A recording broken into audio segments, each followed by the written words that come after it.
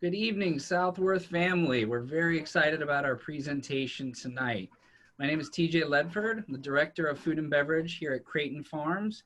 Wanted to welcome all of our Creighton Farm family here tonight. Hope you're going to have a good time. Wanted to introduce my counterpart up at Renaissance, Emily Moore. Good evening, Emily. Hi everyone.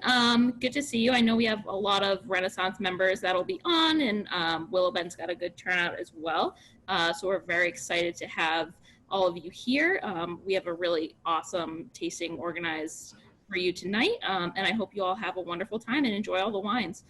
So I'm going to pass it over to Amanda and Adrian, who are here representing Duckhorn, and they're going to tell you a little bit more about the vineyard and the company and the wines.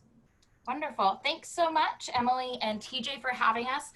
My name is Amanda Bresnicki. I am the district manager for DC and Virginia with Duckhorn Portfolio. I apologize. There was a kink in the computer sharing screen. She knows what her job is. So just to kind of give you a rundown of how this evening's going to work. All of you will be muted for a majority of the presentation, as well as for your screens. Please feel free to go ahead and turn your computer off if you choose. If you choose to leave your video on, that's fine as well. During this tasting, we're going to taste 4 different wines. Myself and Adrian are going to take you a little tour of learning a little bit about Duckhorn itself and the founding farmers, as I call them, our founding family, Dan and Margaret. And then we're going to go from there into tasting our Sauvignon Blanc. We're going to be comparing 2 Pinot Noirs and a Cabernet. So if you don't already, I would have 2 wine glasses. Oh, I got to go forward. 2 wine glasses. That way, when we are pouring the Pinot Noirs, I'm going to talk about them comparatively as well as separately. But it's really fun to be able to taste them side by side and see the differences. While we are in this, if you have any questions that you feel free to ask myself or Adrian, utilize the chat bar. It should be on your right-hand side of the screen. If you don't see the chat bar currently, at the very bottom when you hover over, you should be able to hit chat and it will pop it out for you. At that time, you can go ahead, type any questions. The chat is open to everybody, so anybody will see anything that you're asking, as well as yeah, it's just a great tool. At the end, we'll go ahead and open it up for another Q&A. So you can, at that point, I'll make it that you are able to unmute yourself if you choose. And you can feel free to ask myself or Adrian a question directly, as well as if everybody's feeling for it, I think we might try to take a screenshot with anybody who wants to turn their video on of all of us giving a cheers, because I think it's always fun to have a little memory to remember a great evening. The other big thing I want to make sure that you do is feel free throughout the evening to taste at your own pace. You can open just one of the wines and consume that throughout the evening and revisit this at another time, or you can taste all 4. We will give a suggestion as to when to try each of the wines, but if you're not ready to move on, don't feel rushed. No judgment here. If you get ahead of us and you want to start the other one before us, go for it. I don't blame you. They're really good. So my counterpart, Adrian, is with us. She is working up in the Boston market, which is super exciting. Adrian, if you want to say a little bit about yourself, and then I'll get into where we're going to go. I love that you took this picture and to fit the screen, you kind of stretched it, and I look a little taller and thinner. It's pretty awesome. So I appreciate that. And actually, I'm getting texts from friends from Willow Bend actually right now, and I was scrolling through some pictures, and I see Cape Cod coffee, which let me tell you, after the event that we did in November, which was my last wine dinner of 2019, the next morning, we stayed over that night. The next morning I had breakfast at the coffee shop, and it was amazing. So thank you guys. We love you. We miss you. And I'm still getting some really hilarious text messages from you. So thank you so much. It's great to see you guys again. I'm really looking forward to see you in person, hopefully sooner than later. But tonight we're going to revisit for some of you and visit new wines, 4 wines from the portfolio. And we're going to start out with a little bit, we're going to do a video, but here's where we're actually going to go from today. So if you know much about the portfolio, we actually do have 8 wineries under our belt, all with different winemakers. So obviously we can't do every single one of those tonight. So we're going to start with Duckhorn Sauvignon Blanc, and that is in Napa Valley in St. Helena. We're going to scoot up to Hopland to Decoy and do some Pinot Noir there. Circle back around to Heldsburg, where Migration Sonoma-Coast Pinot Noir is. Then we'll scoot back on over to Duckhorn and finish up with some Napa Valley Cabernet. So those are the 4 wines for the evening. And again, as Amanda said, feel free to start with the Sauvignon Blanc now. Mine's already in my glass chilled. I like it nice and cold. But feel free to go at your own pace. Don't feel like you need to wait for us to get to the wine. We're going to talk a little bit about the winery first. But let's go ahead and start that video, Amanda, and we'll be right back.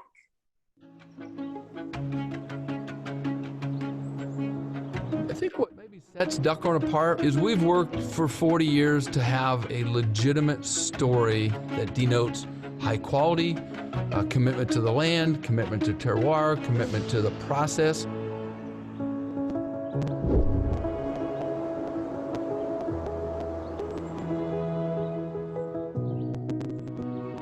The Duckhorn journey was kind of focused for me. Dan and Margaret Duckhorn, they were my first 2 bosses. I've never seen anyone put more time and effort in making sure they deliver to the customer, unrelenting commitment to quality. And quality just doesn't mean wine. Their commitment to quality in a luxury-based business is a commitment to everything. Commitment to treatment of your employees, the quality of your paper stock, the quality of the wines, clearly, the labels, how your facility looked, how your customers felt when they came in, and more importantly, how they felt when they left. It's not just a bottle of wine that our customers seek. It's a connection to the wine, the winemaker, the vineyard, the feel, the place. Sharing the people component is what makes this industry really what it is.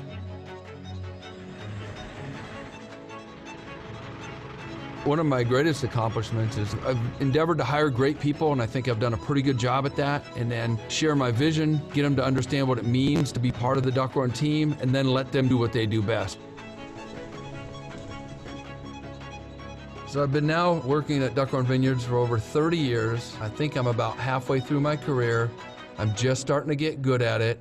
I can't wait to see what the company does in the next 30.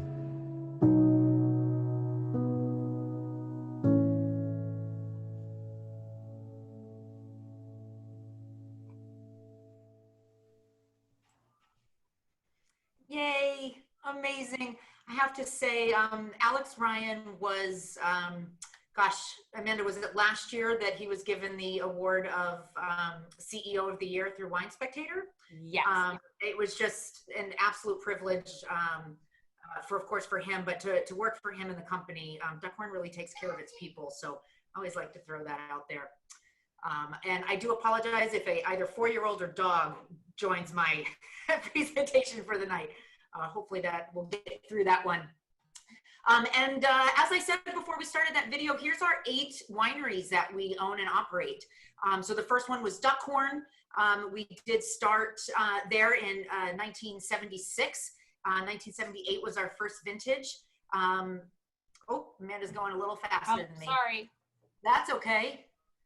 It's always fun when one person has control, and I'm a control freak and don't have it right now. So. I get click happy.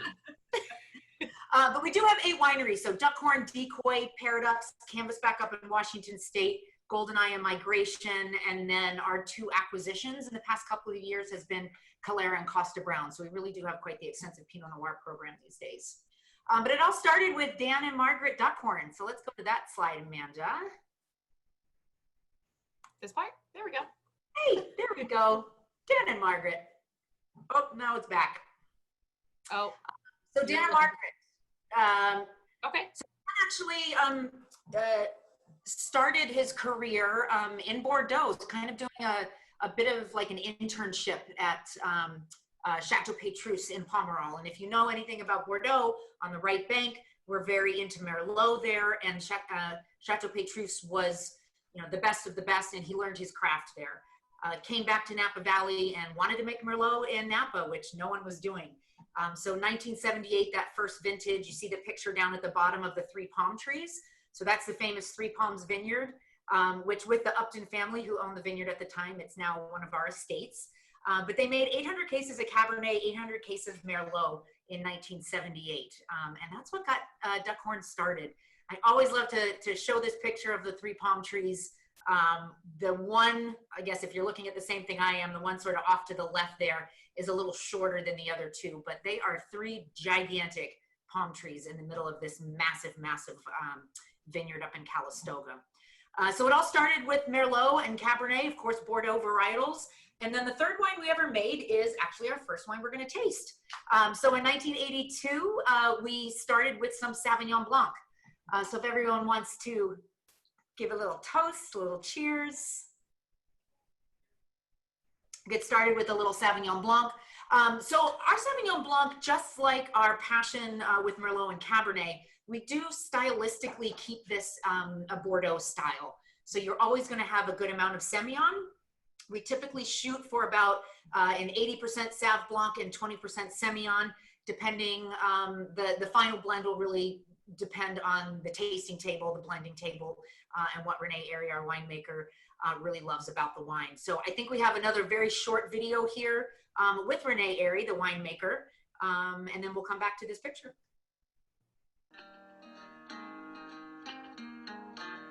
Renee Airy, I'm the Duckhorn Vineyards winemaker, and we're here today to talk about our Napa Valley Sauvignon Blanc. Margaret's style has always been rooted in tradition, and our Napa Valley Sauvignon Blanc is a great representation of this. Because of that, we include Semillon and a small percentage of new French oak in our blend. The Semillon imparts a wonderful viscosity to the blend that you really pick up in the mid-palate, and the oak provides a nice weight without being overtly toasty on the palate. The wine shows a nice balance of tropical and citrus tones. There's also this wonderful, refreshing acidity on the back end that lingers long on the palate. So Amanda, let's leave it right there for a quick second, actually. I normally at wine dinner, oh yeah, don't hit play. I automatically did it. It wasn't my fault. That's okay. Normally at a wine dinner, I like to start out and ask, who's been to the winery, who's been to Napa, to St. Helena, and sort of get a clue as to who I'm speaking to. But, you can raise your hand if you want to, but has anyone been to Duckhorn before? No? Maybe a couple on the next screen. I only see 6 of you right now. But anyway, so this is our visitor center, and this is Marley's Vineyard. So our visitor center, while it does look like a home or an old house, was actually built to be our offices. And if you would go to Duckhorn, you would go in that front door and sit out on the veranda and look over Marley's Vineyard. And the reason I like to look at this picture is because, as I mentioned before, the Sauvignon Blanc has a fair amount of Semillon blended in it. So Semillon is a blending grape. There we go, perfect. Blending grape in Bordeaux. It doesn't have a lot of characteristics to it, so it's typically used as that blending grape. And we feel really strongly about that. If you've noticed, if you've tasted the wine, you get some really nice, more like tropical fruit, some like honeydew and pineapple. And that Semillon, we also age in a little bit of French oak, just for a little bit to not impart oak flavors, but to really give a nice round mouthfeel. So you don't get like a Chardonnay oak, but you do get a little bit more of a weight to the palate there. And then the picture I like showing because the Semillon is actually the vineyard that surrounds Marley's Vineyard right there. So that was the vineyard you were looking at. Duckhorn is actually the largest grower and buyer of Semillon in all of Napa Valley, which is pretty exciting. So you get, the usual citrus notes, a little bit of that grapefruit, but more melon, more pineapple, a little more of those tropical fruits. So it's not your usual Sauvignon Blanc when you think of, warm climate California Savs. So this vintage is 85 Sauvignon Blanc, 15% Semillon. It's been as high as 22% in the past. But again, Renee Airy, the winemaker, really shoots for about an 80-20 split. And then we end up with the final blend on the tasting table. So I'm looking, no questions on chat or anything yet, but feel free. I'm keeping an eye on that. So if anyone has any questions while we go, feel free to throw something on the chat bar there. Pairings, at the end of the presentation, we'll actually put up our website with our events and our recipes page. We have a lot of really fun food pairings to go on there. So shrimp cocktail, I thank everyone from, I grew up in Southern Virginia and now I'm up in Boston. So I think seafood in both of our neck of the woods is pretty important to all of us cuisine-wise. And shrimp, I think, is something we can get behind with Sauvignon Blanc. So from there, I'm going to pass it over to Amanda, and we're going to take a little hop up to Decoy here. Yeah, so now we're gonna leave Decoy and we are gonna travel about 50 miles north to Hopland. And this is where we're gonna do our second stop. And during this stop, we get to try the Decoy Pinot Noir. You have our 2018 vintage in your glass, which is our newest exploration into the California label versus being strictly Sonoma. And I'll explain a little bit more about why that is. But before, let's hear from Tyson Wolf a little bit about Decoy itself.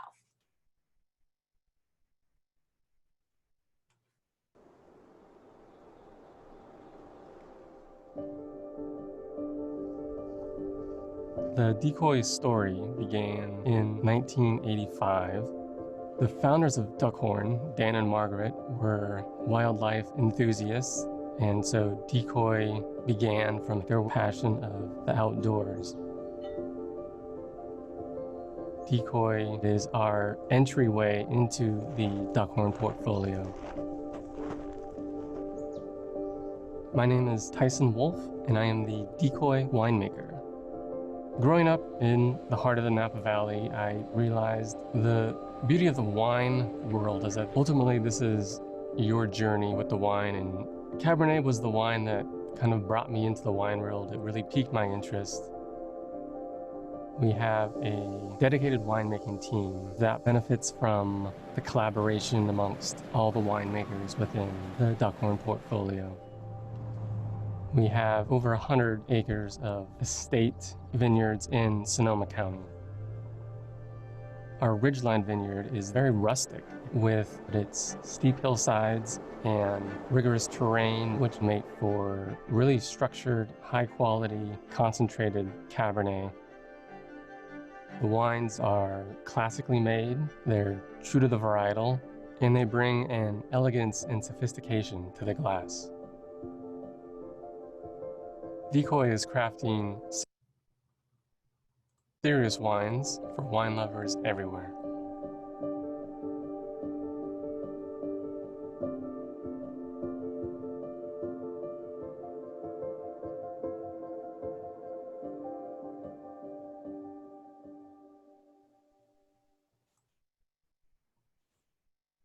So that was a little dive into Decoy itself. I apologize, give me 1 second. And with Decoy, you get to really experience and see some fun from our whole winery story. So Decoy is our second winery that started, and it started with a red blend.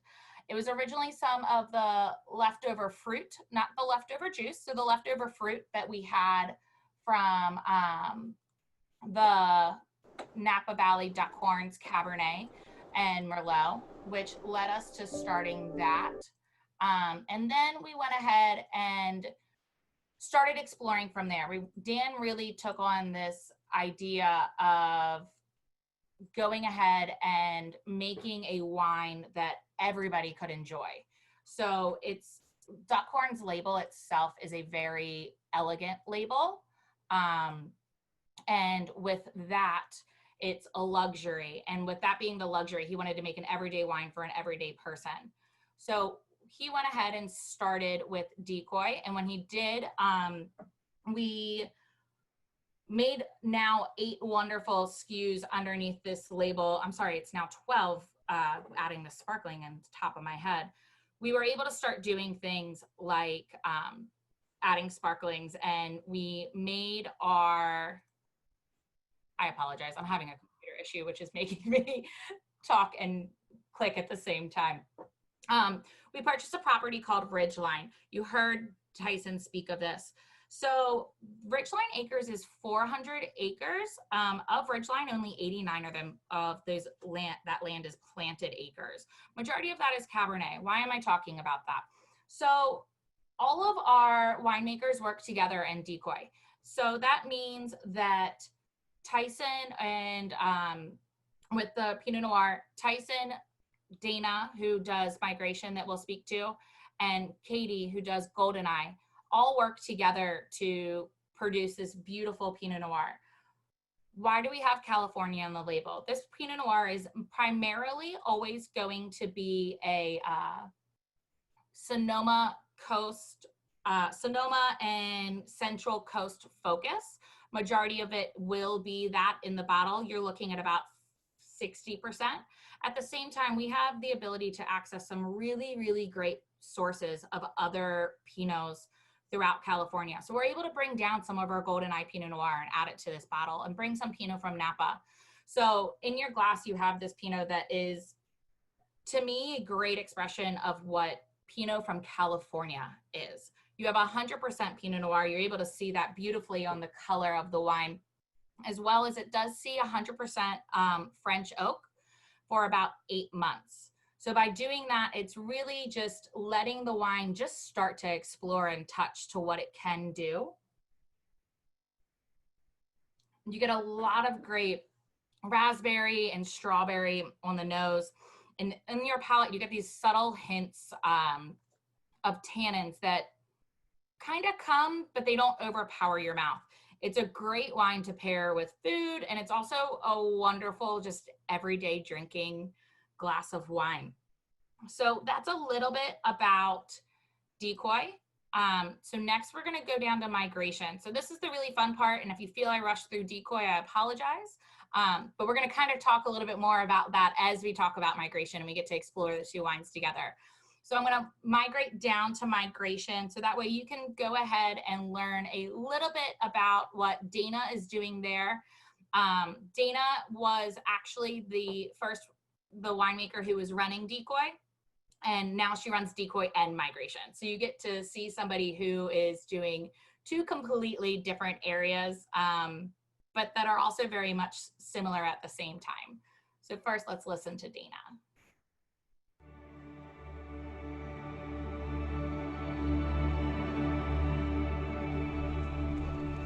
Migration is defined by the idea of movement. We flock to premium, cool climate, coastal AVAs. My name is Dana Epperson, and I am the migration winemaker. Once I found out that you can blend creativity and science, and that winemaking is truly an art form, I fell in love. Migration started in 2001. We released our first vintage of Pinot Noir from Anderson Valley. In 2008, we released the first Chardonnay ever to be released in our 30-year history of Duckhorn portfolio. Our newfound home within the Sonoma Coast allows us to create a very unique wine that can really shine through and express its true terroir. The Sonoma Coast is pretty diverse. Our estate vineyard, Running Creek, is tucked in between the Russian River and the Redwoods. We have created a really nice, refined, balanced style from beautiful vineyard sources within the Sonoma Coast.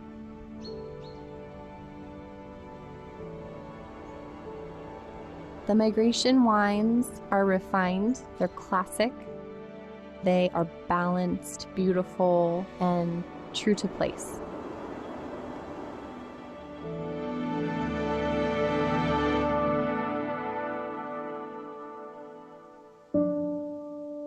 Migration's area is absolutely breathtakingly gorgeous.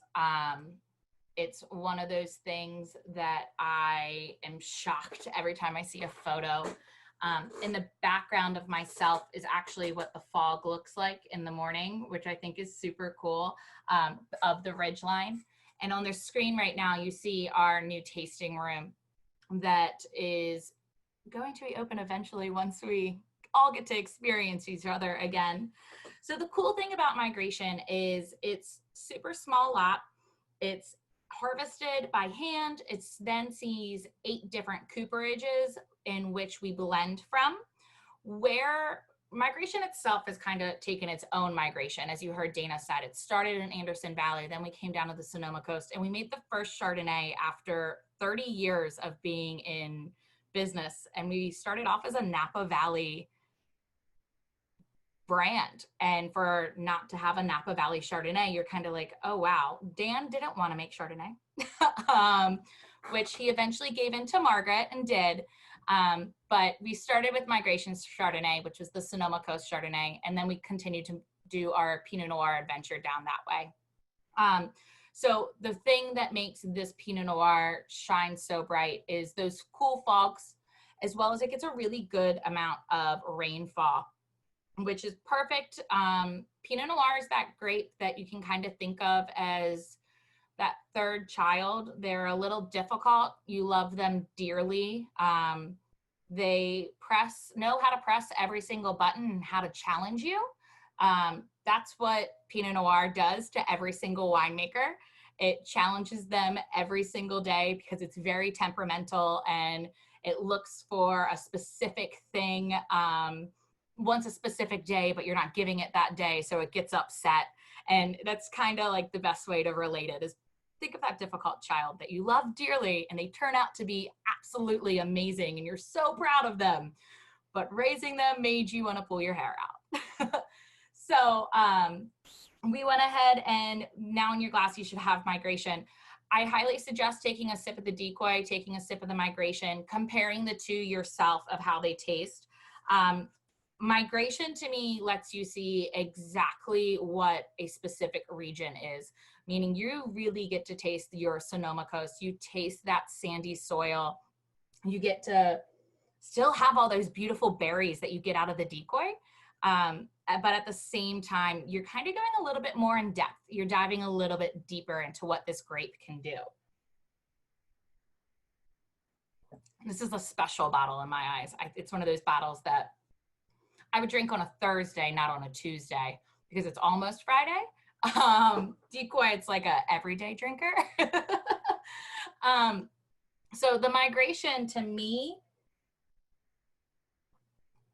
when you put it in your mouth, it just really overwhelms you. It does that, you get that amazing berries and a little bit of the tannins. This does see 10 months of oak, and it's French oak.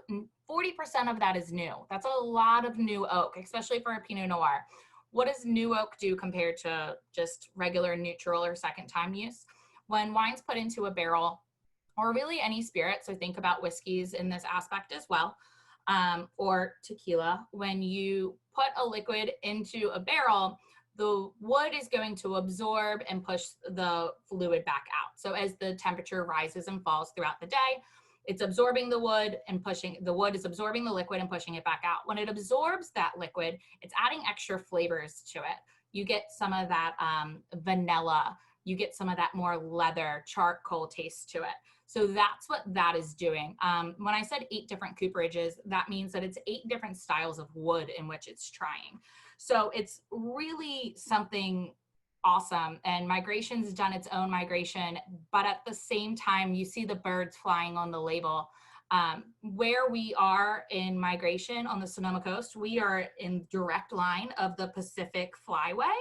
So every year as the birds are migrating from the north to the south and vice versa, they fly directly over. So I think that adds a little extra special to each of those wines. I think these 2 Pinot Noirs show you exactly how different Pinot can be for still being 100% Pinot. And it also shows you the beautiful ability of the winemakers in being able to take such a difficult grape and turn it into such a beautiful, subtle, elegant wine that's in your mouth. So now we are going to be traveling back from Migration to our last stop this evening. On the last stop, we're going to be finishing back off at Duckhorn where we started. And I'm going to pass it back over to my friend Adrienne, and she will take it from here. Thanks, Amanda. And thank you for putting together the PowerPoint. You mastered that one in this time. I love it. Absolutely love it. So here we are back in St. Helena over in Napa. And as we talked about in the beginning, it all started with Merlot and Cabernet in that first vintage, 1978.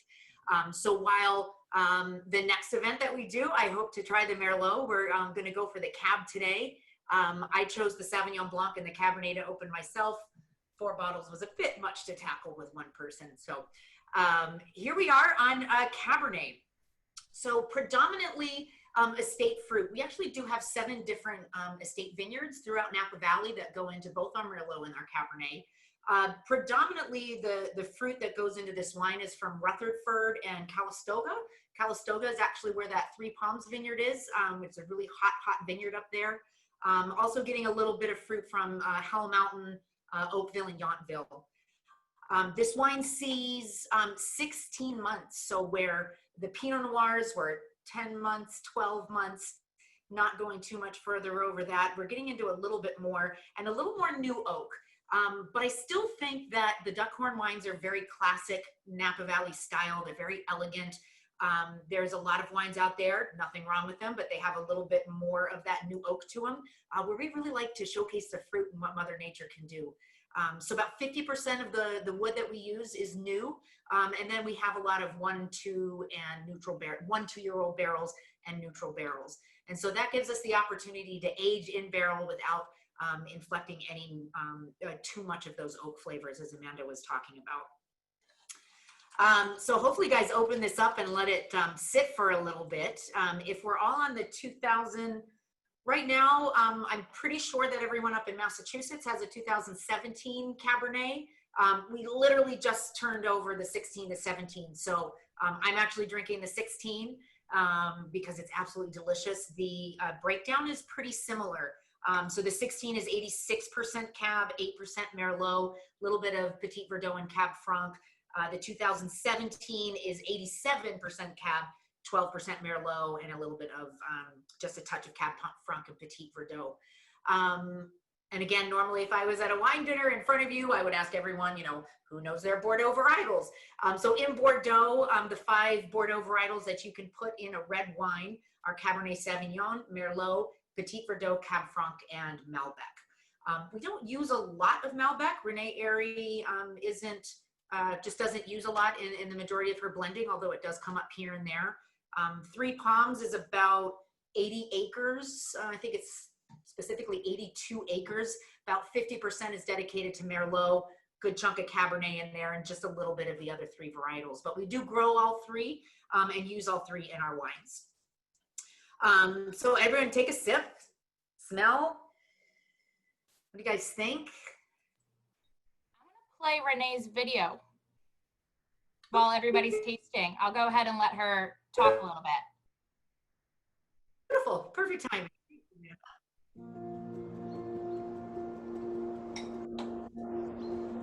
Dan and Margaret Duckhorn were integral in establishing the Napa Valley as a serious wine-growing region. They founded Duckhorn Vineyards in 1976, and their passion was contagious. We were one of the first 40 founding wineries. Nobody was focusing on Merlot as a standalone varietal at that time. My name is Renee Airy. I'm the Director of Winemaking for Duckhorn Vineyards. For me, winemaking is kind of a delicate balancing act. You get to play and kind of be creative with science as a guideline. We are making classic, balanced, food-friendly wines that show a sense of place. We have 7 estate vineyards here in Napa, all with a unique combination of soil and microclimate. Our Three Palms vineyard is truly a unique site. The soil is incredibly rocky and covered in volcanic stones, which drives a lot of complexity, concentration, and ultimately ageability. Winning the Wine Spectator Wine of the Year with our Three Palms Merlot is an unbelievable honor. It's something I'm still really trying to wrap my head around. As a winemaker, it's amazing to go out there to look for those really unique spots within the Napa Valley and ultimately kind of convey that through into the soul of the wine. There's an incredible energy here in the valley. Our wines really speak to that. Duckhorn Vineyards has led a Merlot awakening that started with Dan and Margaret and their passion, their drive, and their sense of pioneering that led us to where we are now. Ultimately, I hope to take Duckhorn to the next level and continue that tradition.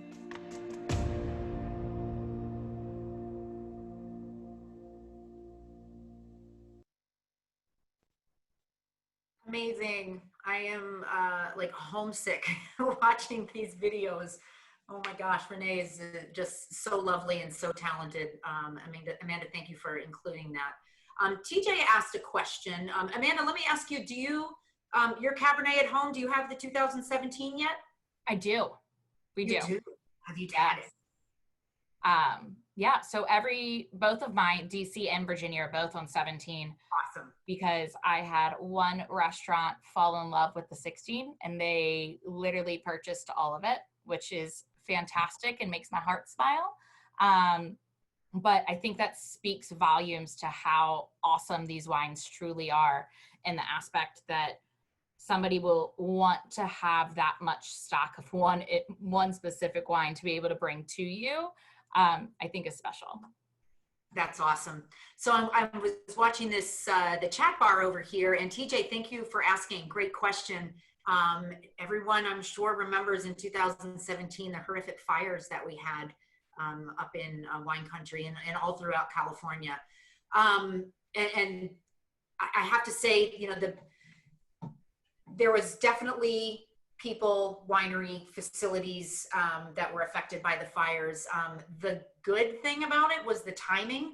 So the fires started, I believe, on October 15th or 17th.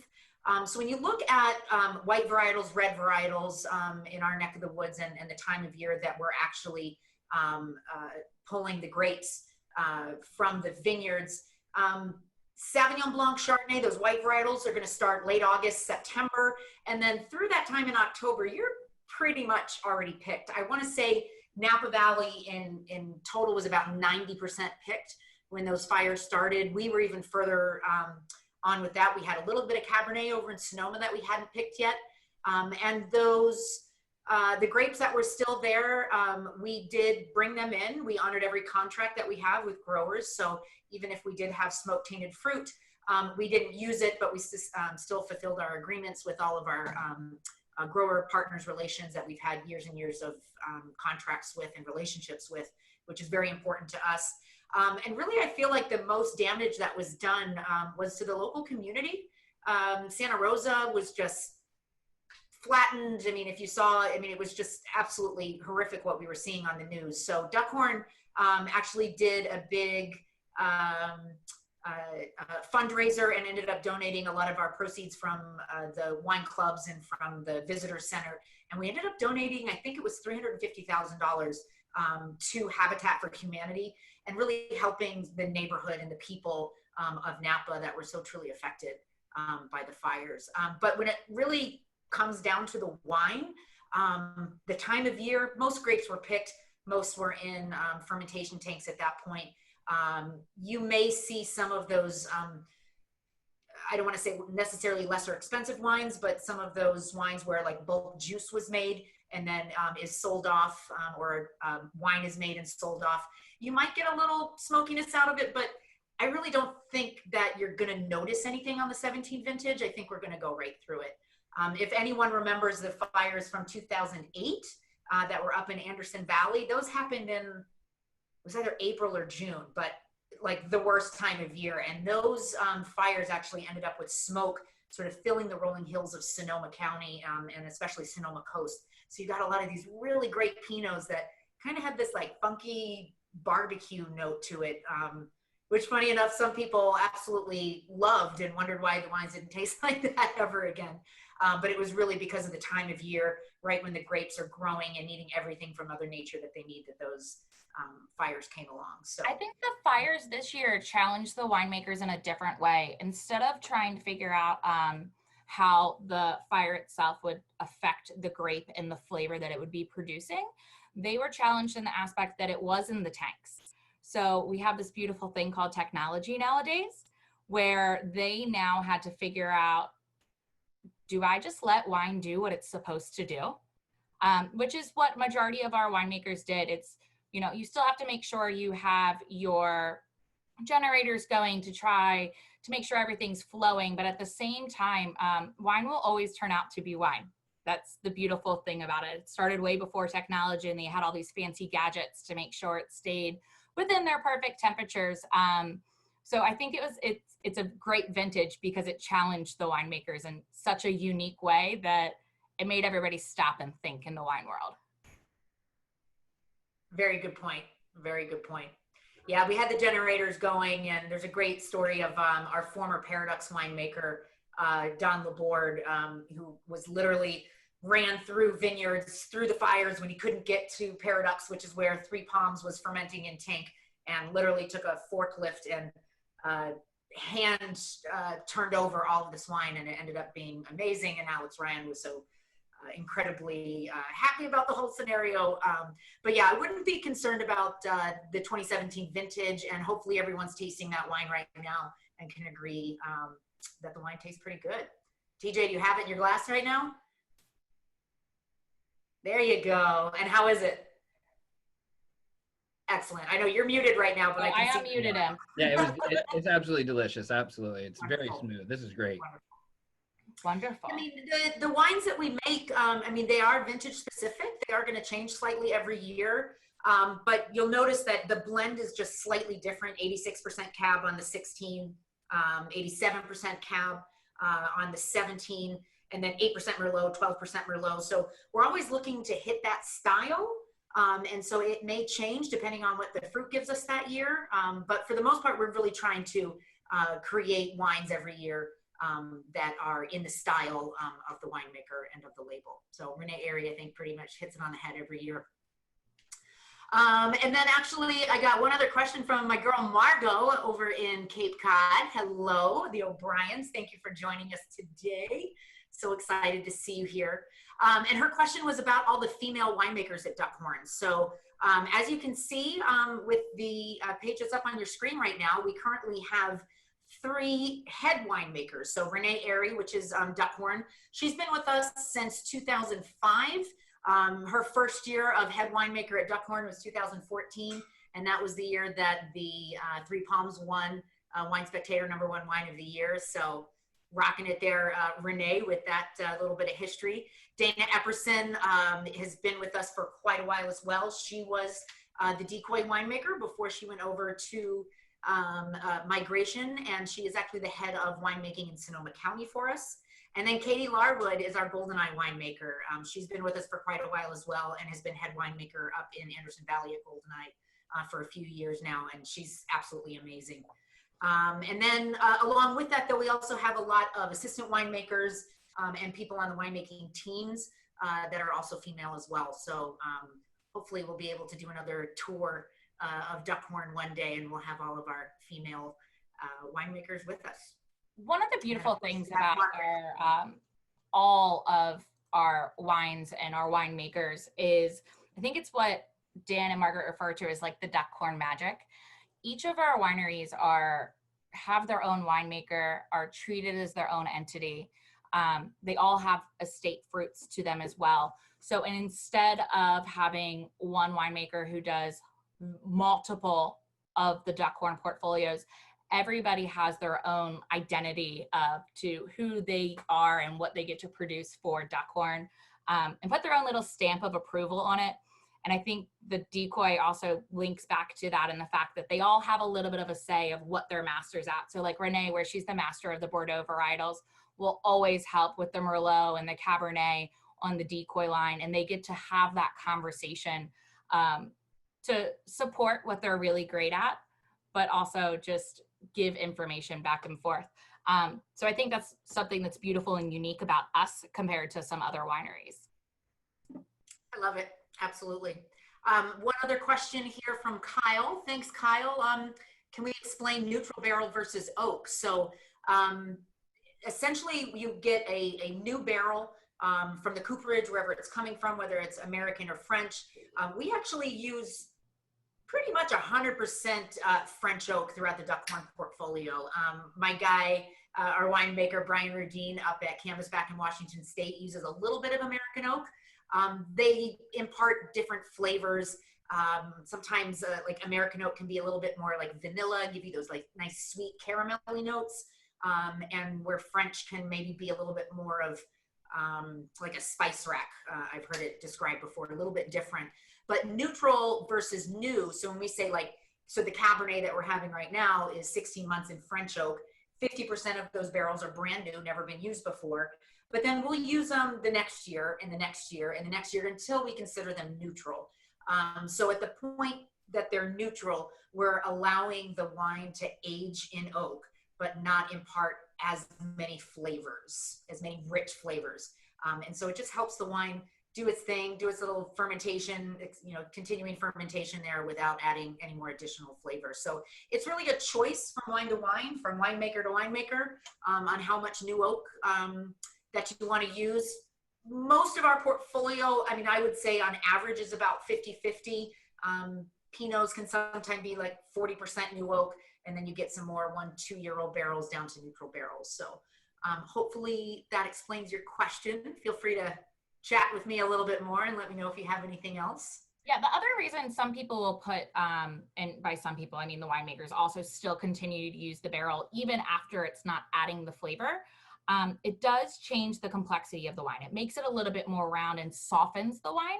Sometimes you'll drink a wine and you feel your acid right away and you start to get that like, oh, this is a little harsh. They'll still use those barrels after strictly to help round it out without adding those flavors like Adrienne was talking about. And that's the Sauvignon Blanc, how I was discussing that the Semillon, a good amount of the Semillon is aged in French oak. And that doesn't impart, and it's only for about 4 or 5 months. It's not a long time, but that gives you the roundness and more of the mouthfeel on the wine than imparting those oak flavors to it. So it's all science and a lot of fun stuff that the winemakers can do, and of course many years. This 2017 vintage, by the way, if you're looking at your bottle, you should see a little decal that says, I think it says 40th vintage or 40 years. That first vintage was 1978, so the 17th vintage on the Cabernet Merlot is the 40th vintage of those wines. We're actually, Duckhorn is the 40th winery to open after Prohibition ended. Little fun fact there for you. So we're one of the initial 40 wineries to open in Napa Valley. And we're still out there trying to be innovative and try new things. And hopefully you like the wines and come back for more. On this last page, go back to the food there, and we'll make sure that TJ, Jeremy, everyone, and Emily can send out these links to you guys. But if you go to duckhorn.com and in the individual wineries, you can click on events and hover over the events, and it'll bring you to recipes. And so this is our one of my personal favorites, the prosciutto and fig pizza. We've got a ribeye steak with, I believe that's a chimichurri sauce. To go with the Cabernet, but lots of fun recipes on there and some really cool stuff on our websites. And it's also, if you follow us on Facebook or Instagram, we always have different chefs who are posting different fun food pairings, and they're making live videos of just cooking with them. So feel free to always go ahead and follow us on either of those. That's something I personally find fun. Amanda also wants you to watch her video of her making soft shell crabs. Or is it soft shell crabs, or were you smashing crabs and drinking Decoy? If you go to the Decoy Instagram page, you'll see a video of me where I'm drinking Decoy Sauvignon Blanc and Chardonnay, and I'm picking some Maryland blue crabs, and I'm deciding which one I prefer better with it. So you'll have to watch to find out the answer, though. Oh, Decoy Instagram famous, Amanda. We love you. I try one day at a time. So what I'm going to do at this point. Any questions? We want to open it up. I'm looking at Eileen over here, and she's having a party, and I'm really jealous. Yeah, I'm going to make it so y'all can go ahead and unmute yourselves as well. Right now I had it that you weren't allowed to. So I'm going to make it that you can unmute yourself. So feel free, if you would like to unmute, you are more than welcome to. Give me 1 second. Have any questions? want to show me your dog? We really like dogs. We actually, on most of our Instagram pages, we have multiple dogs on there. I think there was a month-old black lab puppy in a wine, like a cedar wine box that made my heart melt once. So show me some puppies. Right? I'm surprised mine has not jumped on my lap. That's how it usually happens. Amy, did you have a question there? Sorry, one second. Eileen, I love your party. Can you hear me? I'm very jealous of Eileen's party over here. I know. I just see her passing bottles back and forth. I'm like, oh, Eileen, that looks like a good unmute time yourself now. There she is. Hi, Eileen. 10 years, 12 years, 15 years. So we're socially distancing with sort of with other members from Renaissance. We're sitting out in our garden, and we've really enjoyed the wines. And we're about ready to do a garden tour. Oh, I'm jealous. Yeah, so thank you so much. Well, I'm right down here in Newton, so I will join you next time for sure. Absolutely, absolutely. The wines were fabulous. We totally enjoyed all of them. And let's do this again. And next time, let's include Costa Brown, please. Yes, ma'am. We can make that happen. No problem there. You are not getting an argument out of me on that one. And if you haven't tried it yet, Decoy has a sparkling wine, which is phenomenal. Adrian and I might have a secret guilty pleasure with it.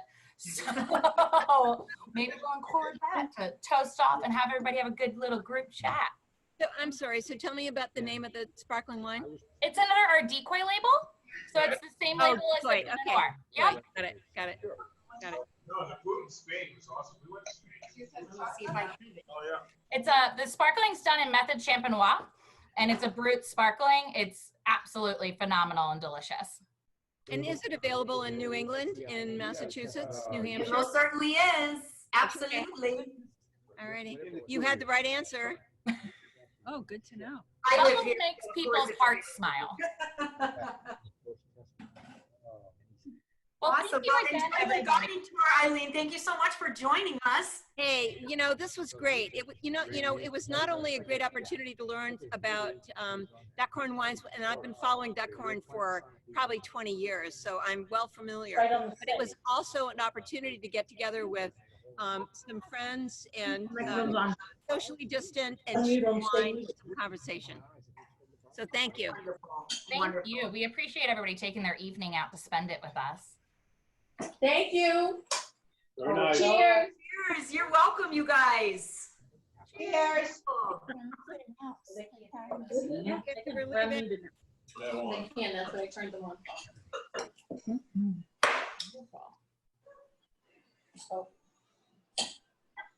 How we doing? Well, awesome. Thank you all so much for joining us. Unless anyone has any other questions. I see lots of toasting going on. Right. Who's that? I don't know, it says her name. I think we got all the questions answered. If you have any questions, otherwise, feel free to shoot an email to TJ or Emily. They can gladly pass it along, and we'll make sure we get your The one in the back, yeah. Wait. Wonderful. I love this. Well, everyone, have a wonderful summer. We really hope to see you on the next one that we do here. Again, I'm Adrian, and this is my co-host. I miss you, Amanda. Can't wait to see you again. So soon. So soon. But thank you all so much. Have a wonderful evening. Stay safe and sane out there, and we'll see you next time. Thanks, guys. Have a great evening. Thank you.